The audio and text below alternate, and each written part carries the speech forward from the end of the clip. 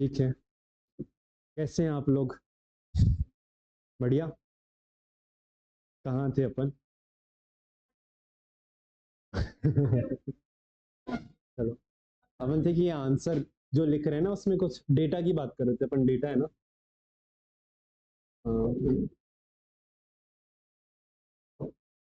Data, data के हैं जो कुछ इंपॉर्टेंट सोर्सेस हैं। जैसे सबसे ज़्यादा जो यूजफुल है वो इकोनॉमिक सर्वे है। Economic survey of Madhya Pradesh. दूसरा मैंने कहा था पीआईबी। पीआईबी की वेबसाइट से कुछ डेटा मिलते हैं। और तीसरा गवर्नमेंट की कुछ कुछ वेबसाइट्स हैं। इसके अलावा बहुत सारे सोर्स वो आते हैं, मैगजीन्स आती हैं जैसे योजना, कुरुक्षेत्र। और इतना ज़्यादा अगर नहीं कर पा रहे हैं तो कोई दिक्कत नहीं है। अब तो इकोनॉमिक सर्वे का डेटा थोड़ा अच्छे से देख लेना और इसको कोट करना है। और कोट करने का तरीका मैं बताया था कि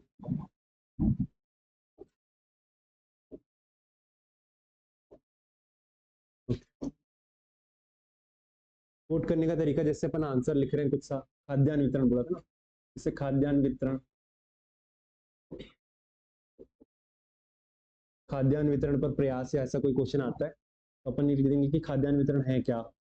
ठीक है। ऐसा इंट्रो हो गया ये 1.5 लाइन में। फिर उसके बाद प्रयास अगर आया तो प्रयास यहाँ से स्टार्ट कर देंगे, है ना। प्रयास में अब ऐसे कुछ पॉइंट्स बना देंगे, पहला, दूसरा, तीसरा, चौथा, पांचवा, छठवा, ऐसा करके कुछ कुछ पॉइंट्स बनाएंगे। जैसे आपको पीडीएस का पता होगा, ठीक है, मिड डे मील पता है, ऐसे बहुत सारी चीज़ें इनमें आ जाएंगी। और एक कंक्लूजन आएगा छोटा सा। साथ में जो डेटा की बात हम कर रहे थे, यहाँ पे साइड में बॉक्स एक बना दें कि इस साल वर्ष 2024 में 80 टन वितरण हुआ है। और स्रोत लिख दें इकोनॉमिक सर्वे। तो ये काफ़ी, एक तो यूजफुल लगेगा कि आपको दिख रहा है कि 80 टन हुआ है। 80 टन है नहीं, मतलब मैं ऐसे बस एग्जांपल के लिए बता रहा हूँ, इसलिए आप ये लिख के आ जा रहे हो। नहीं, 80 टन हुआ है। और साथ में अगर आप ये स्रोत लिख देते हैं तो स्रोत काफ़ी स्पष्ट तरीके से दिखाई देगा कि आपने कहाँ से लिया है। इससे ऑथेंटिसिटी आएगी, क्योंकि अच्छा अच्छा आंसर क्या होता है? अच्छा आंसर वो होता है जिसमें जो पूछा जाए वो बताया जा रहा है, साथ में उसमें ऑथेंटिसिटी, प्रमाणिकता है। प्रमाणिकता आएगी, प्रमाणिकता है कि डेटा से ना। डेटा से, जैसे जैसे अभी किसी की शादी हो रही, बोले बारात जाने वाले कितने लोग हैं, बोले बहुत बहुत सारे लोग हैं। बहुत सारे लोग हैं तो सभी को पता है।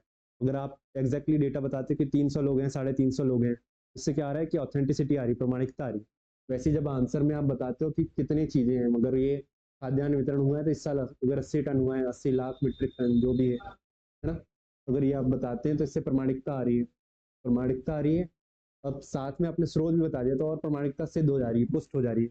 उससे जो एक्स्ट्रा नंबर है ये लिखने के, अगर सबको, अगर ये 7 नंबर का क्वेश्चन है, अगर सबको 3 नंबर मिल रहे थे, हो सकता है आपको 4 नंबर, ये एक पॉइंट छोटा सा लिखने का, ये 4 पॉइंट में 4 नंबर मिल जाए, 4.5 नंबर मिल जाए, 5 नंबर मिल जाए, ये भी हो सकता है।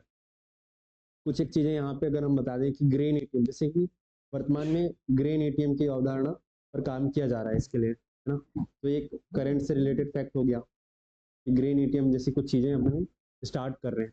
अगर ये अपन कंक्लूजन में बता दिया तो इससे ये करंट से रिलेटेड भी हो गया, क्वेश्चन के अकॉर्डिंग भी हो गया। तो एक अच्छे आंसर में जो जो चीज़ें होनी चाहिए वो सारी हो जाएंगी। ठीक है। ये पूछ लेते कि एक अच्छा आंसर कैसे लिखेंगे। अच्छा आंसर पहले तो जो पूछा गया है वो लिख रहे हैं। ठीक है। दूसरा, उसमें प्रमाणिकता हो, विषय से भटकाव नहीं होना चाहिए। तो मतलब टू द पॉइंट हो। टू द पॉइंट मतलब जो पूछा गया है वो साफ साफ दिख रहा है या नहीं। जैसे पूछा गया है अगर हल्दी घाटी का युद्ध, है ना।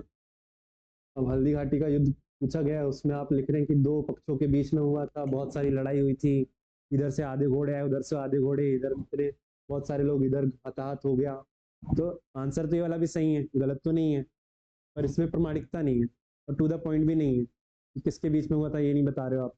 तो टू द पॉइंट में ये हो जाएगा हल्दी घाटी का युद्ध हुआ था, पहला लिख दिए कि कब हुआ था, है ना, समय लिख दिए, इस समय पे हुआ था। दूसरा, किन के मध्य हुआ था, ये लिख देंगे। तीसरा, उसका परिणाम क्या निकला। चौथा, इसका प्रभाव क्या हुआ। और 5वां, इसमें इतिहास में महत्व क्या है इस युद्ध का, है ना। अगर ऐसे अपन पॉइंट्स बना के लिख देंगे तो ये है, जांचक को आसानी रहेगी, और जांचक को जितनी आसानी जाएगी उतने ज़्यादा आपको नंबर आ सकते हैं। तो ये तो हो गया अच्छा आंसर वाला कॉन्सेप्ट। और आप और क्या पूछना चाह रहे थे आप कुछ पूछ रहे थे, नोट्स का कुछ पूछ रहे थे आप। जो पूछा गया है वही लिखना है।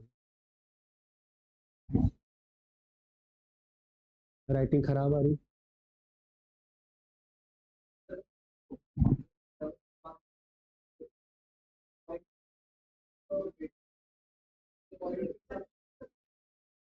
डिपेंड करता है क्वेश्चन क्या है ना। आप सिलेबस सिलेबस है आपके पास। Thank you. जिससे डेटा तो आप सेकंड पेपर में यूज कर सकते हैं, थर्ड पेपर में यूज होगा। फर्स्ट पेपर में बहुत ज़्यादा डेटा, हिस्ट्री में तो वो आएंगी, डेट्स आएंगी। ज्योग्राफी में कुछ कुछ डेटा आएगा। पॉलिटी में आर्टिकल्स जरूरी हैं, है ना। जो न्यूमेरिकल चीज़ें जो साफ साफ दिखाई देती हैं उनका थोड़ा थोड़ा यूज करना है।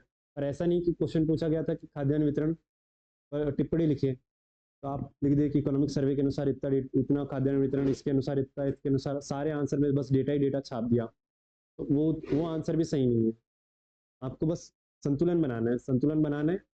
आपसे जो पूछा गया है उसके बारे में आप कितना जानते हैं, साथ में उसको प्रमाणित, उसको सिद्ध करने के लिए, उसके लिए, उसके पक्ष में आप क्या तर्क प्रस्तुत कर रहे हैं, कौन सा डेटा प्रस्तुत कर रहे हैं वो। जैसे जैसे मैं बात करूं, जैसे भारतीय राजनीति में जाति धर्म वाला है ना, ये वाला टॉपिक। जैसे भारतीय राजनीति में जाति का क्या महत्व है ना। तो एक कोट है। ऐसे क्वेश्चन में फिर कोट कम आती है। रजनी कोठारी का कोट है कि वर्तमान समय में जाति का राजनीतिकरण और राजनीति का जातिकरण हो रहा है। इससे क्वेश्चन भी आया था एक बार। तो ऐसे कोट्स, पॉलिटी में कोट्स यूज कर सकते हैं। आपको तो topic wise, syllabus wise, subject wise अलग अलग टाइप के आंसर्स बनेंगे। जैसे पॉलिटी के क्वेश्चन है तो चलो सारे सारे टॉपिक से अपन आंसर, हाँ, जैसे यहीं से पॉलिटी से स्टार्ट करते हैं।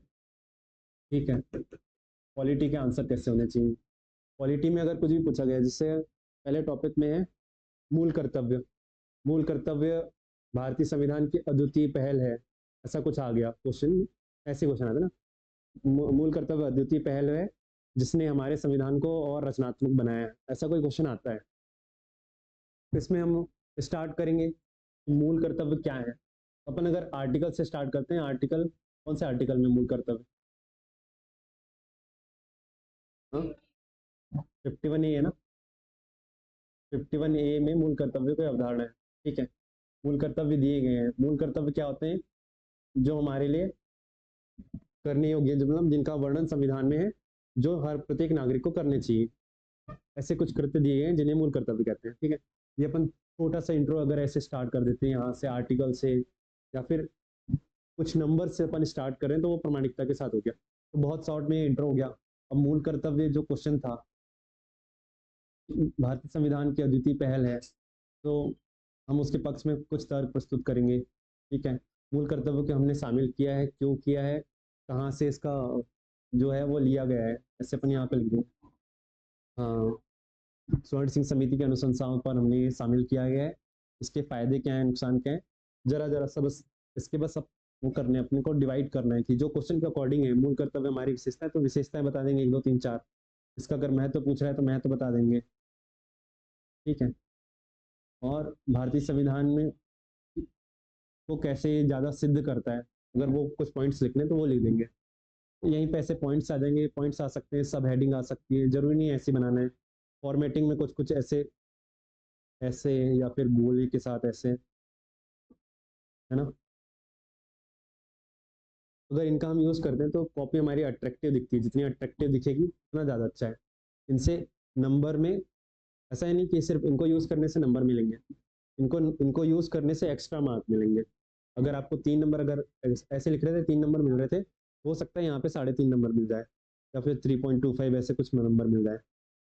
कुछ एक आधा आधा नंबर या 0.25 का भी अगर गेन होता है हर एक क्वेश्चन से, तो बहुत बड़ा, अंतिम तौर पे जाके बहुत बड़ा वो सिद्ध हो जाता है, डिफरेंस काफ़ी क्रिएट होता है। ठीक है, तो पॉलिटी में समझ में आ रहा है। फिर मूल कर्तव्यों को लेकर वर्तमान में अगर कोर्ट ने कुछ कहा है, अगर वो कंक्लूजन में आ जाए, या फिर कुछ और चीजें, जिसे किसी का स्टेटमेंट है, कोर्ट है, अगर वो यहाँ पर आ जाए, हाँ सुप्रीम कोर्ट का मिनर्वा मिल्स में से क्या पूरक बताया गया है, ये अगर लास्ट में कंक्लूजन में आ गया, या कोर्ट आ गया, या फिर करंट में कोई वाद चल रहा है, उसका कोई डिसीजन आया है, अगर वो कंक्लूजन में आता है, तो वो फिर एक आंसर जो है वो कंप्लीट नजर आएगा, जिसमें इंट्रो भी है, कंक्लूजन भी है, और जो पूछा गया था उसके पॉइंट्स भी है। ठीक है, तो ये तो पॉलिटी में ऐसे ही हो गया। फिर जैसे जाति में ये दूसरा टॉपिक है, जो अमूर्त टाइप के टॉपिक है, भाषा, लिंग, जाति, इनकी भूमिका। तो इनकी भूमिका में अब इसमें सबके आंसर अलग अलग हो जाएंगे, क्योंकि ये तो कंटेंट हमने पढ़ा था और लिख दिया है।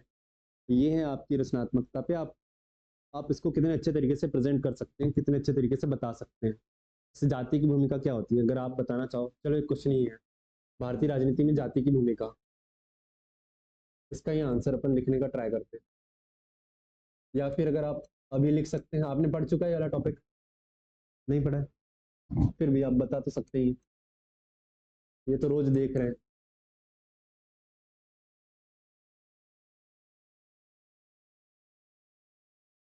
ये क्वेश्चन है, भारतीय राजनीति में जाति की भूमिका। इसके इंट्रो में आप में से कोई बताना चाहेगा, क्या लिख सकते हैं?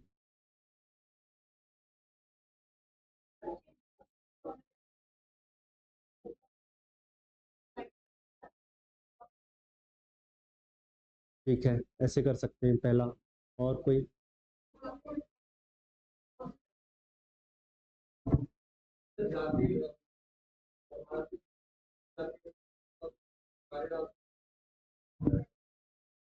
जाति के कार्य, वो तो इसे से एकदम भटकाव हो गया। क्वेश्चन ये है, राजनीति में जाति की भूमिका, ये याद रखना है ना, राजनीति में जाति की भूमिका। हाँ, वोट बिल्कुल। हम्म, एक इंट्रो सिंपल सा, किसी का कोट हो सकता है।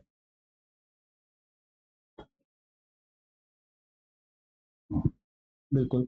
अब भूमिका, या फिर सिर्फ जाति के बारे में और राजनीति में जाति के बारे में थोड़ा सा कुछ इंट्रो में स्टार्ट कर सकते हैं, फिर भूमिका, है ना।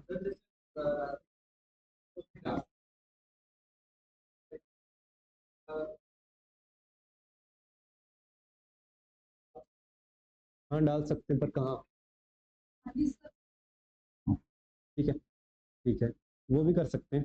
भूमिका में देखो, भूमिका में फिर अपन पॉजिटिव और नेगेटिव दोनों बताएंगे, पॉजिटिव और नेगेटिव, है ना। राजनीति, राजनीति में जाति का पॉजिटिव पॉजिटिव सेंस क्या है? जो कुछ पिछड़ी जाति हैं, जिनको अभी तक राजनीति में भागीदारी नहीं मिली है, वो संगठित होकर अपने राजनीति में सक्रिय भूमिका अदा करती हैं, तो एक वो पॉइंट हो गया, पिछड़ी जातियों को मौका मिलता है। तो,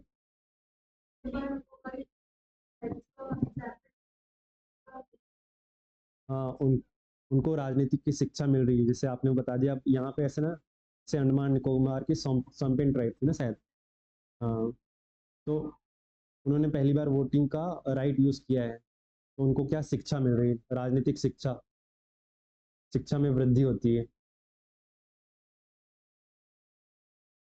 तीसरा, रिप्रेजेंटेशन, है ना, महिला भागीदारी बढ़ती है।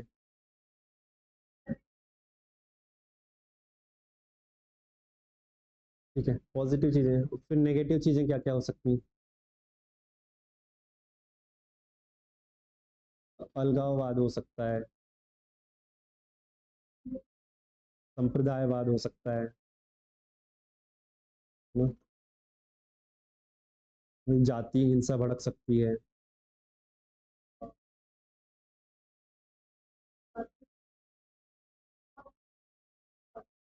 हम्म, छोटी पॉलिटिकल पार्टीज, तो वो,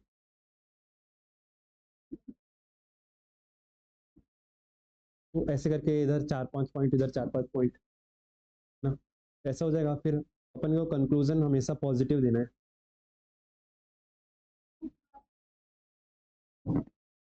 हाँ, जिससे देखो सिर्फ भूमिका लिखा है, भूमिका में कई बार हम क्या सीधा पॉइंट बना देते हैं, एक दो तीन चार, ये भूमिका है, और हमेशा कई बार तो हम सिर्फ नेगेटिव बता देते हैं कि अब जाति है मतलब नकारात्मक का उदाहरण है, नकारात्मक में ही होगी। फिर ये आपकी सोच दिखा रहा है कि आप उसमें भी पॉजिटिविटी कुछ कुछ ना कुछ लेकर आ रहे हैं, और सच बात है, कुछ ना कुछ पॉजिटिविटी तो आ ही रही है। जिन जातियों को पहले मतलब आरक्षण का लाभ तो मिला है, पर राजनीतिक भागीदारी उनकी सुनिश्चित नहीं हो पाई है। अगर भूमिका है, जाति की भूमिका थोड़ी बहुत भी है, तो फिर वो अपने वोटिंग राइट्स को लेकर अपने जो है ना अपना रिप्रेजेंटेशन के लिए वो अपने आप को प्रतिनिधि के तौर पर दिखाती है कि हम भी हैं और हमें भी हक है यहाँ पे चुनाव लड़ने का। तो एक विधिक शिक्षा या फिर पॉलिटिकल जो शिक्षा होती है वो उन तक पहुँचती है, कैसे पार्टी बनानी है, मैनेज कैसे करनी है, इसकी भी शिक्षा आती है। फिर वो फिर क्या कहते हैं कि अगर ये आ रहा है तो साथ साथ में ग्राउंड लेवल पे क्या क्या काम होते हैं, कैसे होते हैं, प्रशासन कैसे काम करता है, इसकी शिक्षा भी उन्हें आती है। फिर एजुकेशन, वुमन, सैनिटेशन, इन सभी क्षेत्रों पे कैसे काम करना है और कैसे काम करना है, करवाना है, ये सब भी पता चलता है। तो कुछ ना कुछ पॉजिटिविटी है, विकेंद्रीकरण होता है, एक अच्छा पॉइंट है।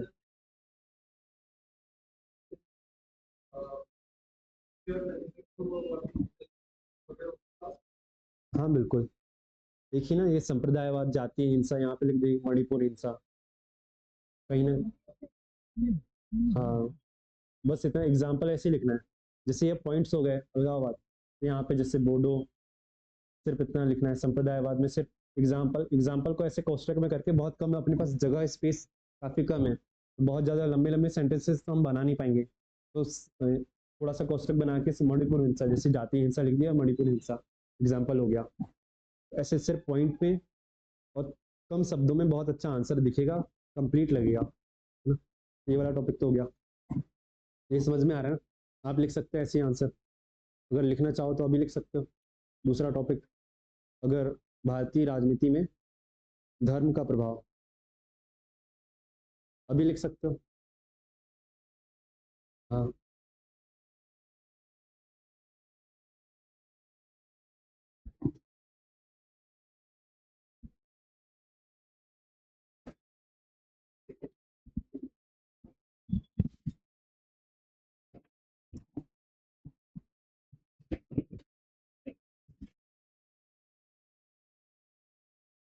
वो रुकता कैसे?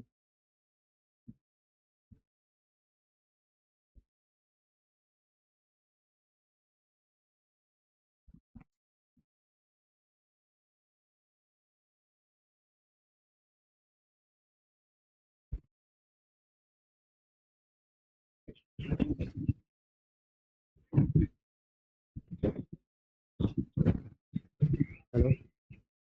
हाँ, बालाघाट। नहीं। नहीं। हम्म, हाँ नहीं, हाँ नहीं, हाँ नहीं, हाँ नहीं करते रहेंगे। हम्म, मैं जा रहा हूँ उनसे, मैं जा रहा हूँ अकेले, हाँ नहीं, हाँ नहीं बस बोलते रहेंगे। मैं तैयार हूँ ना सुबह, बालाघाट।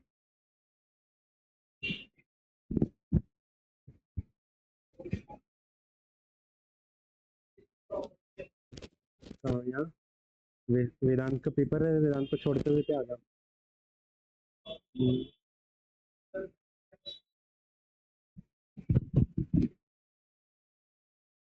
हम्म,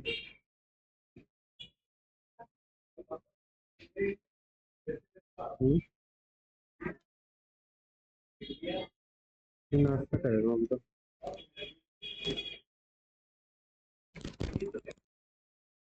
ठीक है, क्लास में।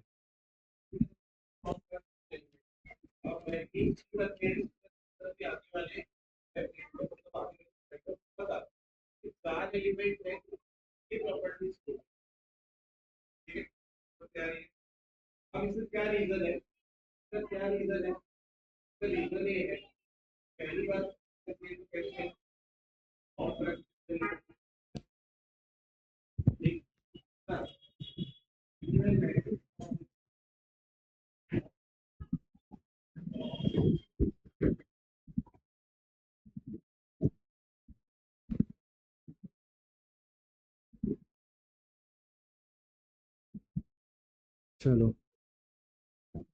क्वेश्चन तो सबने लिख लिया, आंसर कितने में लिखा?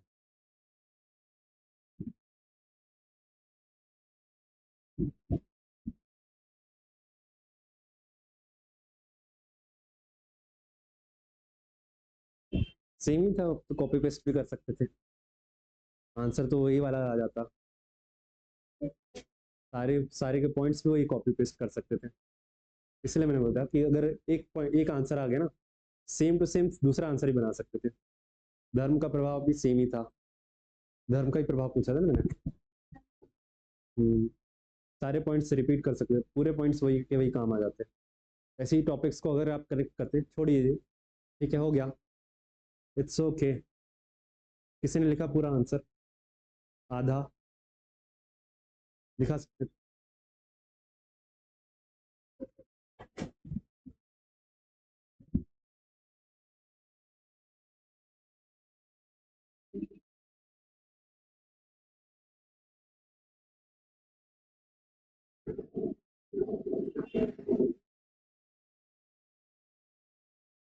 ठीक है, मैंने वैसे इम्पैक्ट पूछा था, आप वो लिख रहे हो कि रिलीजन इन इंडियन पॉलिटिक्स। हाँ ठीक है, आपका आंसर काफ़ी अच्छा है। आपने वो लिखा है कि भारत की राजनीति में धर्म कैसे प्रभावित करता है, तो इतिहास से लेकर स्टार्ट कर रहे हैं, ठीक है। हाँ, तो मैं अगर मैं इम्पैक्ट पूछ रहा हूँ तो पॉजिटिव नेगेटिव में अपन उसको कर सकते हैं। हाँ, पर बढ़िया है आपका आंसर, जिस तरीके से आपने लिखा है ना। हाँ हाँ,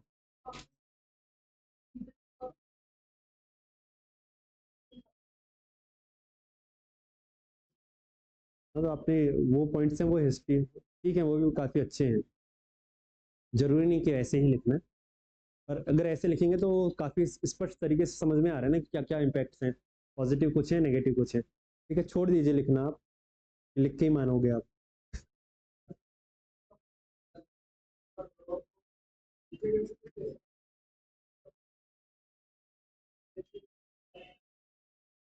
हाँ, अभी यहाँ पे धर्म मतलब रिलीजन है। आप वो दूसरा धर्म के बहुत सारे कॉन्सेप्ट हैं, इंडियन मैथोलॉजी मतलब इंडियन कॉन्सेप्ट में तो बहुत सारे धर्म, धर्म के बहुत सारे प्रकार हम समझते हैं, पर नहीं, जैसे यहाँ पे सिलेबस में लिखा है धर्म मतलब रिलीजन है, रिलीजन वही था, हिंदू मुस्लिम वाला ही, उसका प्रभाव क्या पड़ रहा है। जैसे बहुत सारे वोट बैंक की राजनीति होती है, ग्रुप्स, ग्रुप्स बन जाते हैं, ठीक है, जो दल होता है ना, उसमें जो किसी लीडर का चुनाव होता है वो भी धर्म को देखकर कई बार किया जाता है। और साथ में बहुत सारी पॉजिटिव चीजें हैं कि धर्म का प्रभाव क्या होता है, उससे नैतिकता हम सीखते हैं, पॉजिटिव इम्पैक्ट है। अगर राजनीति में धर्म है, उससे हम नैतिकता लाते हैं। महात्मा गांधी जी का कथन है कि धर्म से कभी राजनीति को पृथक नहीं किया जा सकता, क्योंकि जो धर्मयुक्त राजनीति है उसमें नैतिकता आएगी, सुचिता आएगी, सत्यनिष्ठा आएगी, है ना। तो ये पॉजिटिव चीजें भी हैं कुछ कुछ धर्म की। नेगेटिव चीजें तो आपको सबको पता है, सारी दुनिया को नेगेटिव चीजें पता है, क्योंकि नकारात्मक दुनिया में ज्यादा दिखाई देता है। ठीक है, तो हो गया। इसके बाद अगर अपन आगे बढ़ते हैं,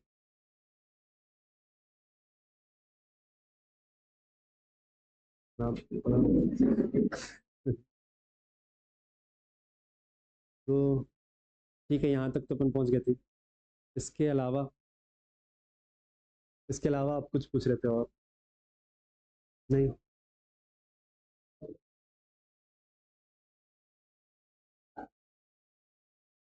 ठीक है, फिर आगे बढ़ते हैं। जैसे फिर तीसरी यूनिट हो गई, इसमें भी लोकतंत्र की विशेषताएं, ये सारी चीजें वैसी ही हैं। फिर जैसे यूनिट 4 और 5 है ना, ये पूरी तरीके से प्री से कनेक्टेड है।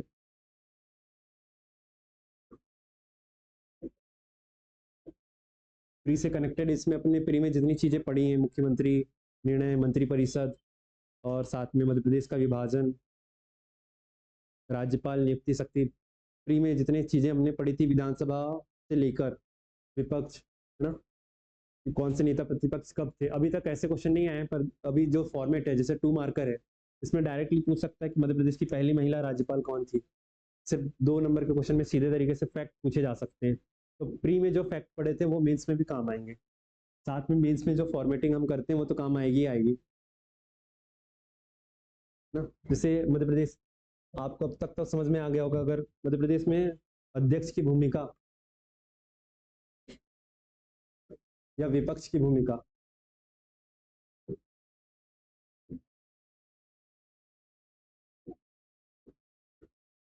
ना क्वेश्चन ये है मध्य प्रदेश की राजनीति में विपक्ष की भूमिका पर टिप्पणी लिखी है, ठीक है।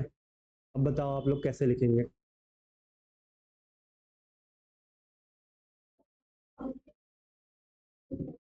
इंट्रो कैसे स्टार्ट करेंगे।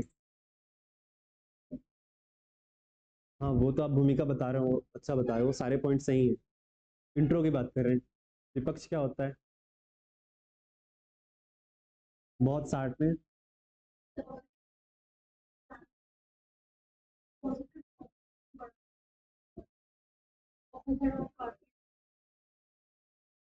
इसमें भी सिंपल सा वही था, अगर भूमिका हम बता रहे हैं तो इसमें भी पॉजिटिव और नेगेटिव आ जाएंगे।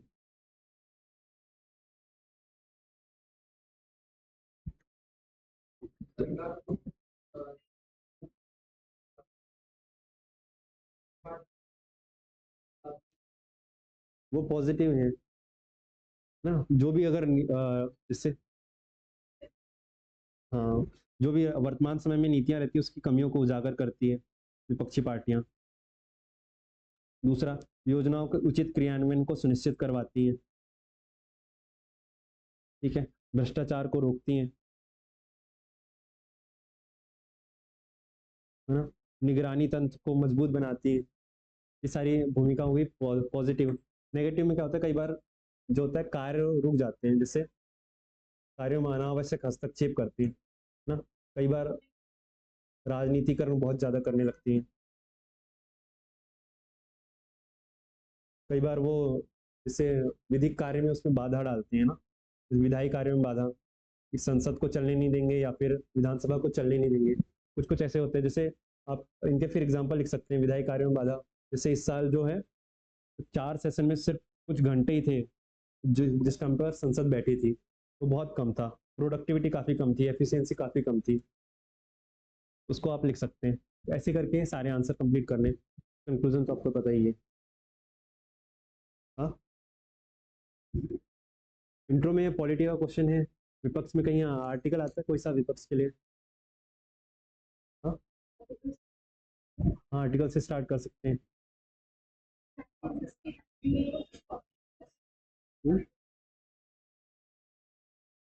इंट्रो में तो बस जो क्वेश्चन पूछा है ना उसके बारे में बताना है, शॉर्ट में, बहुत 20 से 30 शब्द में बताने की विपक्ष। जैसे इसमें तो नॉर्मल ही है, इसमें अगर आर्टिकल नहीं भी आएगा तो भी कोई दिक्कत नहीं। विपक्ष क्या होता है, जो सत्ता पक्ष होते हैं उसके, जो पार्टी जो वो कहते हैं सत्ता पक्ष में शामिल नहीं होती वो विपक्ष में शामिल होती है, बस इतना ही लिख सकते हैं। खत्म, ये इतना ही, बस इंट्रो। बस खुद को समझ में, मतलब वो इतना समझ में आना चाहिए कि जो पूछा गया है वही आंसर में है, ठीक है। आयोग वगैरह आपने पढ़े, तो पॉलिटी में लगभग ऐसे ही करना है। इसके आगे अगर हम बढ़ते हैं तो समाजशास्त्र है। समाजशास्त्र लगभग पूरा अमूर्त सब्जेक्ट है, इसमें कंसेप्ट ज़्यादा है, डेटा कम है, फैक्ट कम है। फैक्ट तो बहुत ही कम है, जैसे एक दो है वो कुटुंब में कुछ कुछ फैक्ट्स हैं कि वो नातेदारी में है 8, 11, 151 और 232 ऐसा कुछ होता है ना, प्राथमिक नातेदारी, द्वितीयक नातेदारी, तृतीयक नातेदारी। बहुत ज़्यादा डेटा इसमें है नहीं, इसमें सारे कॉन्सेप्ट ही हैं। और क्वेश्चन इस बार काफ़ी अच्छे आए थे, आगे भी अच्छे ही आएंगे। ऐसे क्वेश्चन आएंगे जो डायरेक्टली सिलेबस से मैच तो कर रहे हैं, पर सिलेबस के आगे पीछे बस क्या क्यों लगा के नहीं पूछे गए हैं, वो आपके कॉन्सेप्ट से आए हैं। जैसे जैसे अभी ये नशीली दवाओं की लत, ये सब नहीं पूछा, जैसे संस्कृति में कुछ एक टॉपिक से उठा लिया और वहां से पूरा एक बड़ा क्वेश्चन बन गया है। छोटी छोटी चीज़ें बस अच्छे से समझनी है, ये सारी यूनिट अच्छे से समझने की है और उसको शब्द देने की ही है। जैसे भारतीय समाज की संकल्पना, भारत में विविधता में एकता, है ना, इस पे एक बड़ा क्वेश्चन आ जाएगा, भारत में विविधता में एकता है। अब वो आप उसको कितने तरीके से तोड़ सकते हैं, हमारे समाज में विविधता है, संस्कृति में विविधता है, भूगोल में विविधता है, भाषा में विविधता है, खान पान में, रहन सहन में, है ना, सार में विविधता है, पर एकता भी, एकता के सूत्र में ही पिरोती है सारी चीज़ें। इतना कुछ होने के बाद भी हम एक साथ रहते हैं, एक जैसे हमारे जो विधायी प्रक्रिया एक जैसी है ना, और कुछ कुछ हमारी संस्कृति में समानता भी बहुत सारी है। तो ये आंसर ऐसे बन जाएंगे।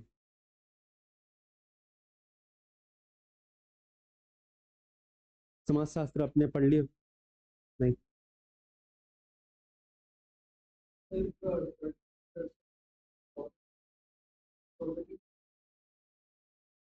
षड दर्शन सर ने पढ़ाए होंगे, हमें नहीं पढ़ाए। अच्छा, बहुत बहुत धन्यवाद आप आए यहाँ पर। एथिक्स तक भी आएंगे, जैसे सेकंड पेपर तो हो गया। थर्ड पेपर में इकोनॉमी है। इकोनॉमी में बहुत सिंपल सी चीज़ें। इकोनॉमी में थोड़ा सा ट्रेंड चेंज हो रहा है। ट्रेंड चेंज हो रहा है, पहले सिर्फ गरीबी बेरोजगारी तक सीमित थी ना। पहले, इससे पहले जो क्वेश्चन पेपर आप देखोगे तो गरीबी बेरोजगारी और क्षेत्रीय असंतुलन जैसे जो नॉर्मल चीज़ें पीडीएस है जो सिलेबस में लिखा है उनसे ही क्वेश्चन आ रहे थे। अब थोड़ा डेप्थ में जा रहे हैं, और खासकर जो इकोनॉमी का कोर इकोनॉमी है उस पर क्वेश्चन पूछे जा रहे हैं। जैसे जीडीपी इस बार आया था, जीडीपी डिफ्लेटर क्या होता है, रियल अपॉन नॉमिनल जीडीपी, ये सिर्फ जीडीपी डिफ्लेटर है। तो ऐसे छोटे छोटे कोर कॉन्सेप्ट पूछे जा रहे हैं। राष्ट्रीय आय की अवधारणा पूछे थे, राष्ट्रीय आय के मापन, राष्ट्रीय आय के विभिन्न अवधारणा, जीडीपी क्या होती है, जीएनपी क्या होती है, एनएनपी क्या होती है, एनडीपी क्या होती है। तो ये है कोर इकोनॉमी। इनसे ज़्यादा क्वेश्चन अब बनने लगे हैं, तो इनको थोड़ा सा ज़्यादा ध्यान में रखते हुए पढ़ाई करनी है। और जैसे इसमें टॉपिक साफ साफ लिखे हैं, राष्ट्रीय आय की विभिन्न अवधारणाएं। अब इसके मापन के तरीके भी पूछ सकते हैं, राष्ट्रीय आय के मापन के विभिन्न तरीके कौन कौन से हैं। इसके अलावा जैसे कृषि उद्योग और सेवा क्षेत्र का क्षेत्रीय योगदान, ये साफ साफ क्वेश्चन ही है। सेवा क्षेत्र लगातार हमारा बढ़ रहा है, पर इसको बोलते हैं कि असंतुलित ग्रोथ हो रही है। जो हमारी ग्रोथ होनी चाहिए थी पहले प्राइमरी सेक्टर में तो हुई, फिर उसके बाद सीधे टर्शियरी सेक्टर में सेवा क्षेत्र में पहुंच गए, और सेकेंडरी क्षेत्र का उतना विकास हुआ नहीं। इससे भी क्वेश्चन बन सकता है। ये भी कोर इकोनॉमी का कॉन्सेप्ट है। फिर उसके बाद जो टॉपिक लिखे हैं वो तो सीधे सीधे ही है। उससे फिर क्वेश्चन, ये कोर इकोनॉमी में इतने ही टॉपिक है। इसके बाद कोर इकोनॉमी सेकेंड यूनिट में भी है, राजकोषीय नीति है ना, विभिन्न प्रकार के घाटे,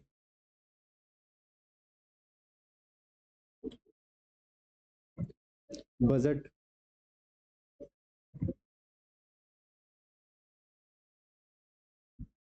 किसी भी टॉपिक के नोट्स कैसे बनाएंगे? अपने एक टॉपिक लिखे, जैसे है यहाँ पे राजकोषीय कोई सा एक टॉपिक, खाद्य सुरक्षा तो बहुत हो गया। जैसे भारत का विदेशी व्यापार है ना, भारत का विदेशी व्यापार।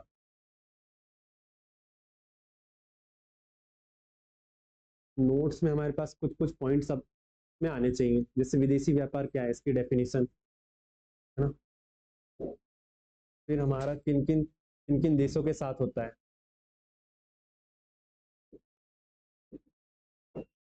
विदेशी व्यापार कितना है, विदेशी व्यापार के लिए कोई नीति है तो वो नीति बतानी, विदेशी व्यापार के लिए वर्तमान स्थिति, यही वर्तमान स्थिति है, विदेशी व्यापार में चुनौतियां कौन कौन सी है, सरकार कौन कौन से प्रयास कर रही है,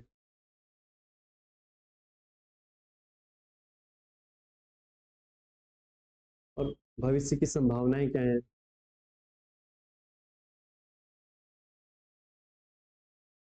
जैसे वर्तमान वर्तमान स्थिति में है कि हमारे विदेशी व्यापार में घाटा होता है, तो घाटा घाटा होता है तो घाटा क्यों होता है, आप क्या सुझाव देना चाहेंगे। ये वाला क्वेश्चन 2022 या 23 मेंस में आया था, विदेशी व्यापार में भारत का लगातार घाटा हो रहा है, इसके लिए आप क्या सुझाव देना चाहते हैं। बड़ा क्वेश्चन था, 11 नंबर में। आप ये समझ रहे हैं, सिर्फ विदेशी व्यापार टॉपिक लिखा है, घाटा पूछा, घाटे से सुझाव तक, यहाँ तक आए। तो नोट्स हमारे फिर ऐसे ही होने चाहिए कि जो टॉपिक हमारे लिख रहे हैं, जो टॉपिक हम पढ़ रहे हैं उसके डेप्थ में कहाँ कहाँ तक जा सकते हैं, और ये पता चलेगा पीवाईक्यू देखने से।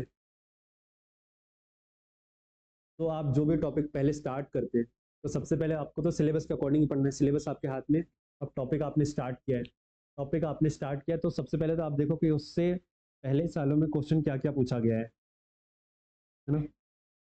फिर उसके अकॉर्डिंग हम फिर नोट्स अपने देखेंगे, नोट्स हमारे पास जो अवेलेबल है उसमें ये सारी चीज़ें हैं या नहीं है।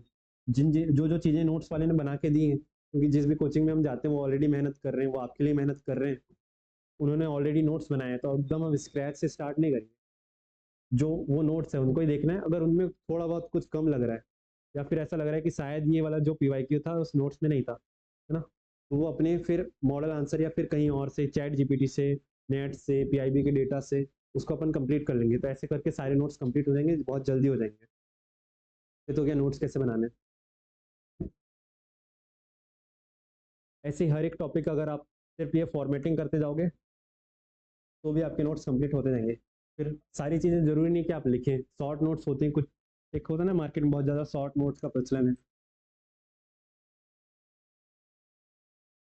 शॉर्ट नोट्स सभी लोग बोलते हैं, शॉर्ट नोट्स बनाने जरूरी हैं क्या, और बनाने हैं तो फिर कैसे बनाने। जरूरी है उन टॉपिक के जो आप लगातार भूल जाते हैं, बार बार भूल जाते हैं, उन टॉपिक के जरूरी है।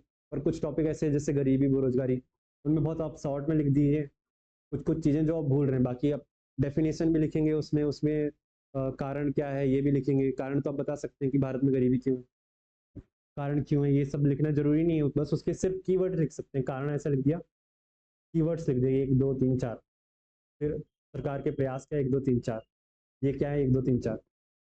जितने डायमेंशन हमने खोले थे ना बड़े बड़े, जो हमको कंप्लीट करने थे, बड़े बड़े क्वेश्चन के लिए कंप्लीट करने थे, बस उनको सिर्फ पॉइंट में कवर करने, ऐसे पॉइंट में कवर होते जाएंगे और शॉर्ट नोट्स बनते जाएंगे। और जरूरी नहीं कि सारे टॉपिक के शॉर्ट नोट्स बन जाए, मतलब जो टॉपिक हम भूल जाते हैं, बार बार भूल रहे होते हैं, और जो, और ऐसे दो टाइप की चीजें जो हम भूलते हैं और जो पेपर में आना तय है, इन दोनों चीज़ें के शॉर्ट नोट्स अगर हमारे पास होंगे तो भूलते हैं तो वो तो याद आ जाएगा। तो जो पेपर में आना तय है, अगर वो बहुत अच्छे से हमने तैयार करके रखे हैं, उसके आंसर लिख के रखे हैं या फिर शॉर्ट नोट्स बना के रखे हैं,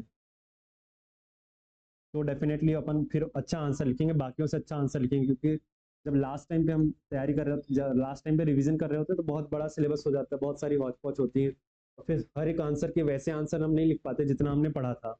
तो एटलीस्ट फिर उतना कैरी करके जाएं कि हम जो लिख पाएँ और बहुत अच्छे से लिख पाएँ, उसके लिए शॉर्ट नोट्स ज़रूरी है।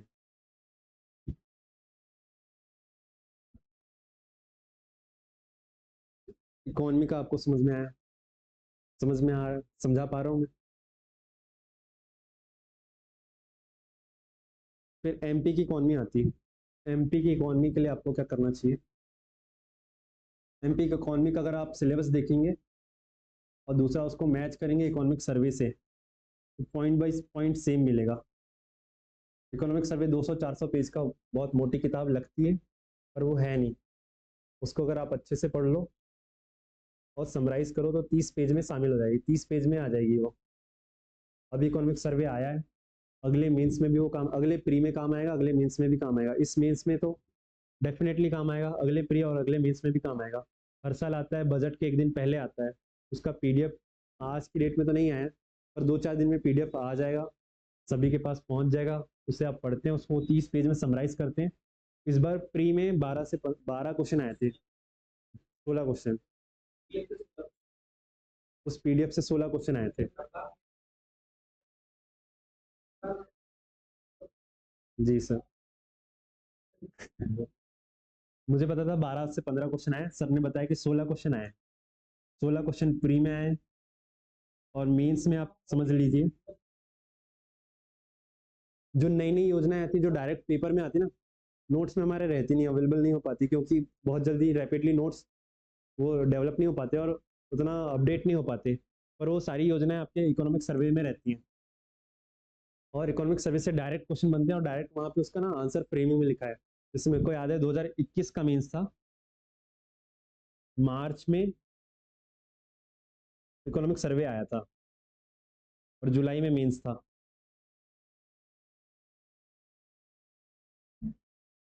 तो सिर्फ 3 महीने, और यहाँ से लगभग 50 60 से ज़्यादा नंबर का क्वेश्चन आए थे। एक एक डायरेक्ट ही क्वेश्चन आया था कि ऊर्जा नीति 2022 और टिप्पणी लिखी है 5 नंबर में। ऊर्जा नीति 2022 में टिप्पणी लिखी, सबने लिखा था।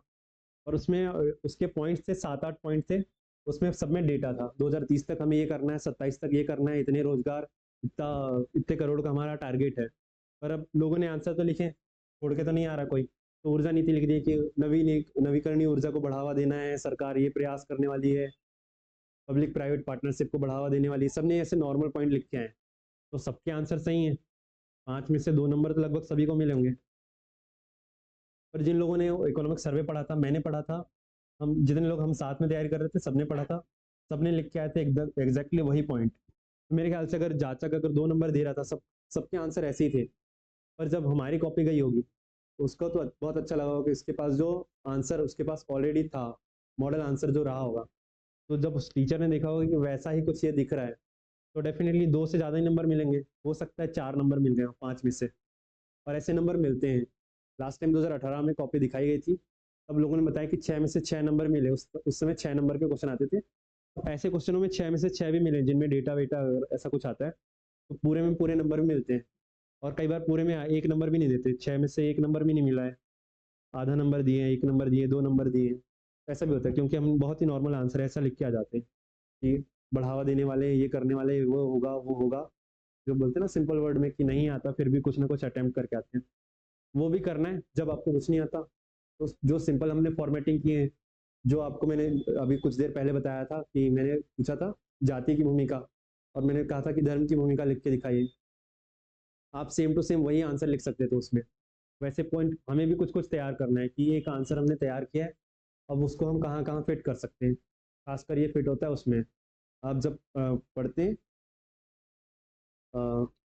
4th पेपर में एथिक्स है, एथिक्स में कुछ विचारक है ना, विचारक है। तो जो मॉडर्न मॉडर्न विचारक है वो एक समय पे हुए हैं, और जो एक समय पे दुनिया में ऐसा देखा गया कि जब एक समय पे कुछ लोग होते हैं तो उनके विचारों में भी समानता होती है।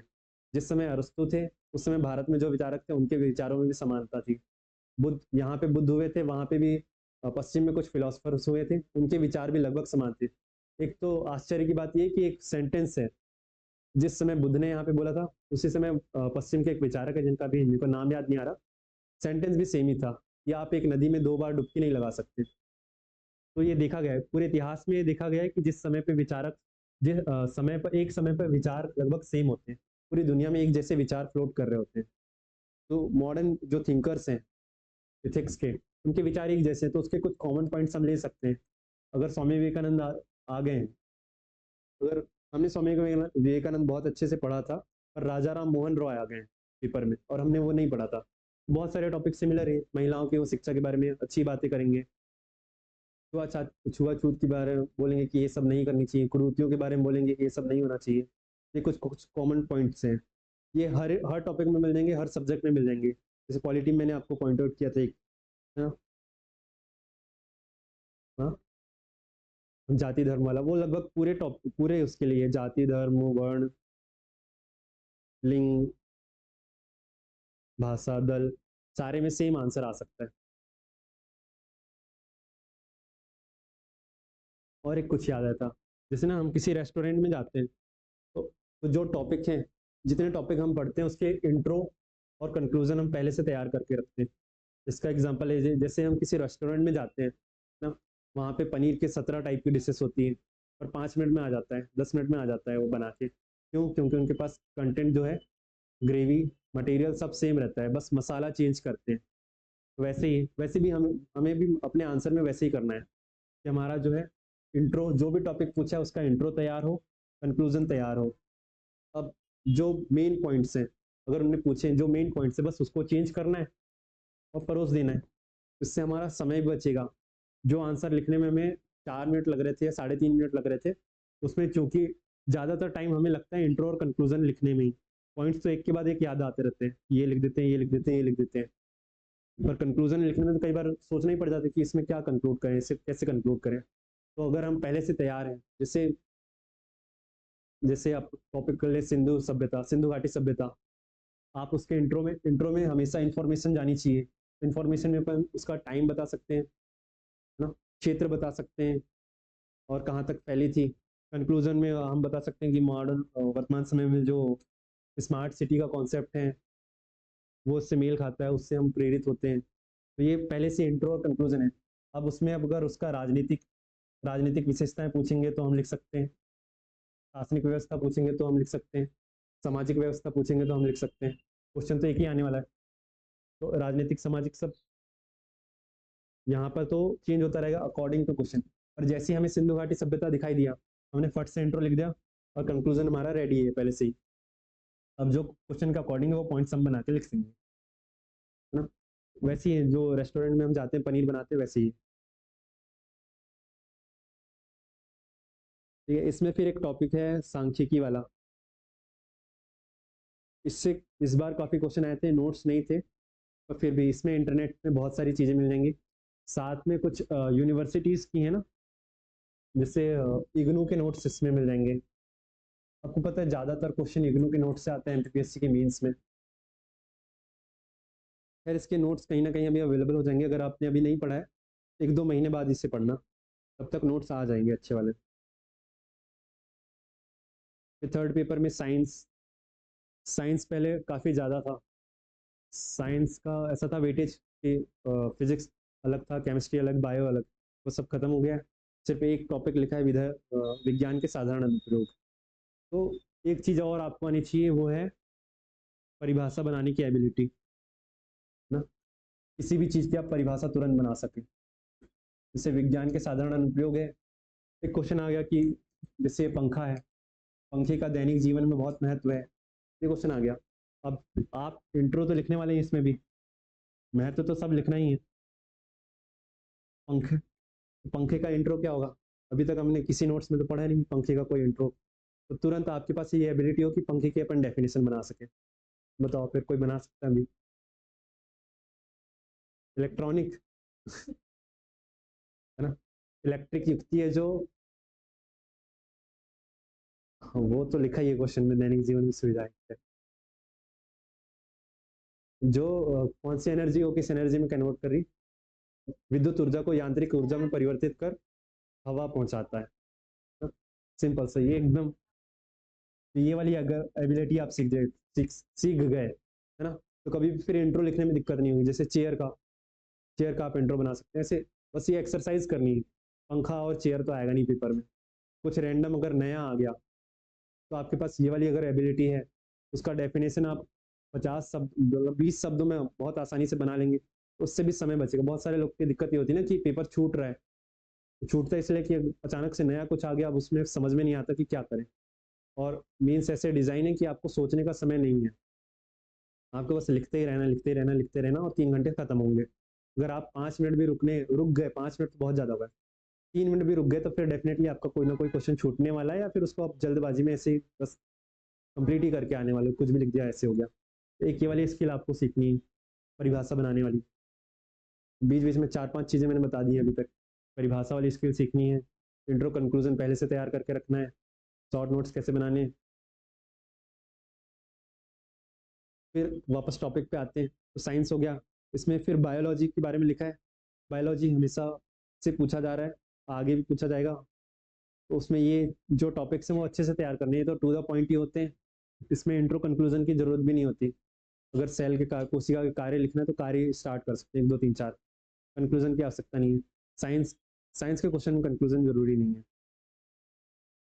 विटामिन हैं, रोग हैं, ये हो गया। उसके बाद इसमें कुछ कुछ टॉपिक हैं टेक्नोलॉजी के, जैसे बायोटेक्नोलॉजी होगी। हम्म, हाँ, वो तो क्वेश्चन ही सिर्फ है ना। वो वाला क्वेश्चन कहाँ था, एथनोबायोलॉजी का कुछ था ना, क्या अनुप्रयोग, यही क्वेश्चन है। अभी आया नहीं, पर आज नहीं तो कल आएगा ही आएगा। तो इसका तो आपको क्या क्या 10 नंबर में एक आंसर, पूरा आंसर लिखना है, इसमें शॉर्ट नोट्स नहीं बनाए, पूरा आंसर लिखना है और तैयार करके रखना है, लगभग याद हो जाए वैसा। इसके शॉर्ट नोट्स नहीं बनाने, क्योंकि ये खुद ही शॉर्ट है, एक पेज में ही आ जाएगा। अभी नहीं आया पर आगे तो आएगा ही आएगा, कन्फर्म है। फिर प्राचीन समय में इनके क्या है, बस इनके फैक्ट इकट्ठा करने हैं, आर्यभट्ट ने कौन कौन सी किताब लिखी थी, उनमें क्या क्या दिया है, ये बस फैक्ट इकट्ठे करने हैं और कुछ नहीं है इनमें। फिर नॉर्मल सा कंप्यूटर रहता है, कंप्यूटर में आज तक कठिन क्वेश्चन नहीं है, सिंपल ही आया। इनपुट डिवाइस के नाम, आउटपुट डिवाइस के नाम, दो ही चीज़ें कंप्यूटर का। तो अगर आपको समझ में आता है तो इसमें सिर्फ दो ही चीज़ें याद करने की हैं, वो एक पीढ़ियाँ मेरे कंप्यूटर के नोट्स में इतना ही लिखा है। मैंने जो नोट्स बनाए, पीडीओ का एक चार्ट है, इतने में एक साइड ये है, दूसरे साइड में लिखा है, दूसरे साइड में और मैंने कुछ लिखा हूँ, ये था ट्रांसलेटर जावा, ये ट्रांसलेटर इंटरप्रेटर और असेंबलर। खत्म, इतने में कंप्यूटर के नोट्स ही खत्म हो गए थे। पर इसमें अभी कुछ कुछ नया टॉपिक जुड़ा है, एआई जुड़ा है। एआई के टाइप्स हैं, एक पूछा था e governance, cloud computing.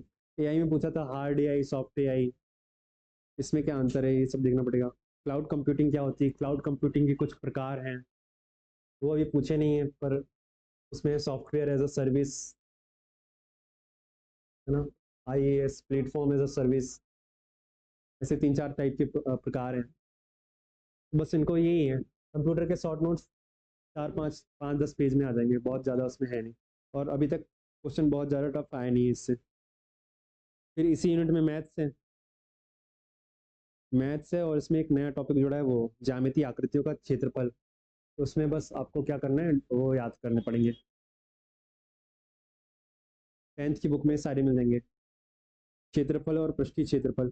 English में इसमें वॉल्यूम में लिखा है, अगर आप सिलेबस में देखेंगे तो इसमें सिर्फ क्षेत्रफल लिखा है, हिंदी में सिर्फ क्षेत्रफल लिखा है, और इंग्लिश में वॉल्यूम लिखा है, मतलब आयतन भी है। तो फॉर्मूले बस याद करने, फॉर्मूले सिर्फ क्षेत्रफल नहीं, आयतन के भी याद करने। और फॉर्मूला बेस्ड ही आएगा, जो भी क्वेश्चन आएगा सिर्फ फॉर्मूले में फिट करना है और आंसर आएगा। तो मैथ्स का उतना ज़्यादा लोड नहीं है, आपको सिंपल कैलकुलेशन आता है, जोड़ना घटाना बुरा भाग करना आता है, समय मिलेगा, मैथ्स करने के लिए समय मिलता है, इनफ समय रहता है, बहुत ज़्यादा कैलकुलेटिव भी नहीं आता है, इतना डेटा सिंपल आता है कि आप बस जीरो से जीरो ही काटना रहता है, उससे ज़्यादा कुछ नहीं होता। तो बस सिर्फ इसमें फॉर्मूले याद करने, फॉर्मूले याद करने, और अपने को देखना है कि इसको सॉल्व कैसे करते हैं। जो क्वेश्चन के टाइप होते हैं ना, जो अपन एसएससी अगर की तैयारी करते हैं, उसमें 17 टाइप होते हैं किसी मैथ्स के, उतने टाइप नहीं आएंगे, सिर्फ एक ही टाइप आएगा इसमें, पहला टाइप जो सिंपल आता है, जो सिर्फ फॉर्मूले में फिट हो जाएगा, बस उतनी ही तैयारी करनी है। उससे ज़्यादा अगर कठिन आता है तो सबके लिए कठिन होगा। जैसे इस बार आया था वो 2023 के मेंस में आया था सांख्यिकी, वो उसका प्रायिकता का क्वेश्चन आया था, प्रायिकता का कठिन क्वेश्चन आया था, पर वो बना नहीं किसी से। जैसे मैंने वो पेपर देखा था, मैं कहा ये नहीं बनने वाला, मैं कहा मुझसे नहीं बन रहा, मतलब ये मैं मान लिया था कि 90% लोगों से तो नहीं बन रहा है। 90% लोगों से नहीं बन रहा है, तो फिर मैंने उस क्वेश्चन को छुआ तक नहीं।